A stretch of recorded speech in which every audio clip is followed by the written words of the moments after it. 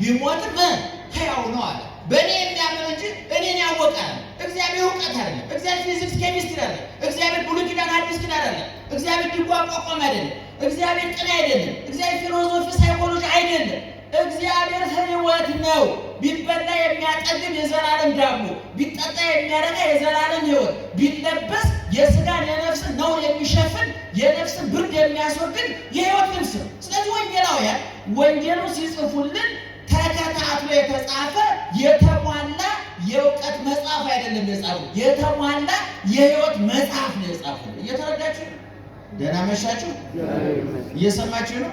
ስለዚህ ወንጌል አራቱ ወንጌላት ናቸው ማለት ነው። በመጀመሪያ ደረጃ ማን የጻፏቸው አልኳችሁ? ሰባኪ ርዕስ ማውጣት ያለበት ከወንጌል ነው ተብሎ ይነገራል። አሁን ቅዳሴ ተቀድሶ ወንጌል የማይነበብበት የለም። ወንጌል የነገሮች ሁሉ እናት ናት። በኦርቶዶክሳዊ ተዋሕዶ ቤተክርስቲያን ወንጌል የመጻሕፍት እናት ናት። ወንጌል መስበክ የእውቀት ሁሉ መደምደሚያ ነው። በቤተ ክርስቲያናችን ወንጌል ሙሽራ ነው። ሌሎች ሁሉ የወንጌል ሚዜዎች ናቸው። ቅዳሴ ብንቀድስ፣ ማለት ብንቆም፣ ሰዓታት ብንቆም፣ ምንም ብናደርግ እነዚህ ሁሉ ወንጌል ለማጉላት ለማድመጥ ከፍ ለማድረግ ምክንያቱም ወንጌልን ስሰብክ ማን እየሰበክን? ክርስቶስን እየሰበክን ነው። ክርስቶስ በቤተ ክርስቲያን ሙሽራ ነው፣ ሚዜ አይደለም፣ አጃቢ አይደለም። አጃቢዎች አሉት፣ ሙሽራ ነውና ሚዜዎች አሉት፣ ሙሽራ ነውና አጃቢዎች አሉት። ይሄ ሙሽራ በመስቀል ላይ የተሞሸረ በጅራት በቁስል በሐሞት በኮምጣጤ በችንካር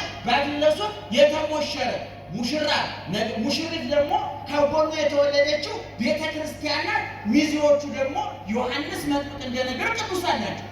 ዘቦቱ መራዊ ቁቱ ሙሽሪት ያለችው እሱ ሙሽራ ነው። ዋልኩስ ለመራዊ ዘይቀው ወይሰሞ ፍሳይ ፈሳ በእንተ ቃለ መራዊ ወመራ። ሙሽራው ሚዜው የሙሽሪትና የሙሽራውና የሙሽሪትን ቃል እየሰማ ደስ ይለዋል። በዮሐንስ መጥምቅ ንግግር መሰረት ክርስቶስ ሙሽራ ነው፣ ቅዱሳን ሚዜዎች ናቸው። የሚዜ ስራው ምንድን ነው? የሙሽራው ክብር ማጉላት፣ ሙሽራው ጎልቶ እንዲታይ ማድረግ። አንዳንድ ቀጭቃጫ ሚዜ አለ በመሰረቱ ሙሽራውን የሚውጥ።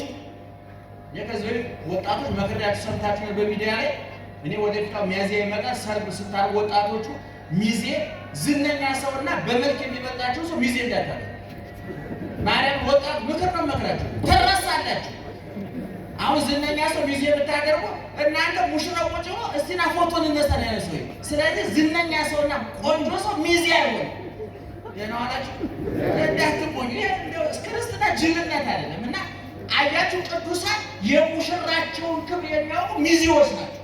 ዮሐንስ መጥምቅ ሙሽራው እሱ ነው። እሱ ከፍ ሊል እኔ ላንስ፣ እሱ ሊልቅ እኔ ዝቅ ሊል ይገባኛል አለ። ምክንያቱም የሰርግ ቤት ዋናው ተከባሪ ማን ነው? ሙሽራ ነው። ቤተ ክርስቲያን ሰርግ ቤት ናት። ስጋው ደግሞ ድግስ ነው። መላእክትና ሰው ታዳሚዎች ናቸው። የተአምራቱ ዘፈን ጨዋታው ተአምራት ነው። እና በዛ መሰረት በቤተ ክርስቲያናችን ይሄ ቅደም ተከተል ተጠብቆ ነው የኖረው ማለት ነው። ስለዚህ ወንጌል ማለት ባጭሩ የመጻሕፍት ሙሽራ ዋናችን ነው። ወንጌል በመጽሐፍ ደረጃ ስንወስደው፣ ሌላ ወንጌል ደግሞ አጠቃላይ ዘመነ ስጋዌ ዘመነ ድህነት ክርስቶስ ከተወለደበት ዳግመኛ እስከሚመጣበት ያለው ዘመን ወንጌል ይባላል። ሐዋርያው ቅዱስ ጳውሎስ በገላትያ ምዕራፍ 3 ቁጥር 8 ላይ እንዲህ ብሎ ተናገረ። እግዚአብሔር አስቀድሞ ለአብርሃም ይህንን ወንጌል ሰበካል። በደንብ ሰምታችሁኛል? ይህንን ወንጌል ለማን ሰበከ? ለአብርሃም ሰበከ። ወንጌል የተጻፈው ምዕመናን አብርሃም ከሞተ ከ2000 ምናምን ዓመት በኋላ ልብ አድርጉ። ወንጌል አልተጻፈም። አሁን በቅዱስ ጳውሎስ ቋንቋ ወንጌል ማለት ማቴዎስ፣ ማርቆስ፣ ሉቃስ፣ ዮሐንስ የጻፏቸው መጻሕፍት ሳይሆኑ ወንጌል ማለት አጠቃላይ ነገረ ድህነት።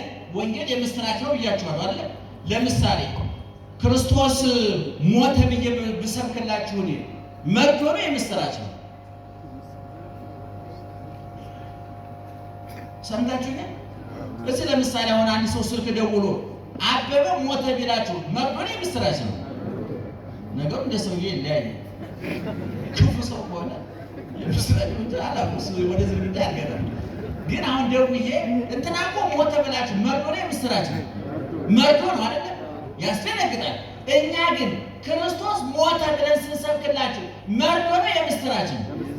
ጮክ ብላችሁ ንገሩ። ታላቁ ሊቅ ቄርሎስ እኛ ክርስቶስ ሞተ ብለን ስንሰብክ የተራ ሰው ሞት መርዶ እያወራን አይደለም